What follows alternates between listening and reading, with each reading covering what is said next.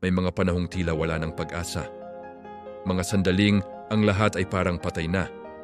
Ganito ang kalagayan ng Israel, wasak, bihag at malayo sa kanilang lupain. Dinala ng Espiritu ng Diyos ang kanyang lingkod, si Ezekiel. Hindi niya inaasahan ang makikita niya. Isang lambak, puno ng tuyong buto, napakarami at labis na tuyong-tuyo.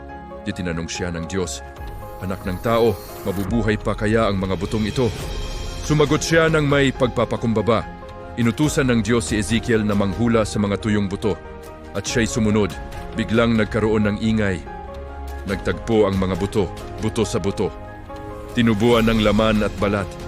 Ngunit sila'y wala pang buhay. Muling nagsalita ang Diyos, "Tawagin mo ang hininga." Pumasok ang hininga ng buhay. Sila'y bumangon. Isang napakalaking hukbo.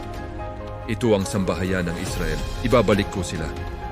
Kung kayang buhayin ng Diyos ang tuyong buto, kayang-kaya niyang buhayin ang iyong pag-asa.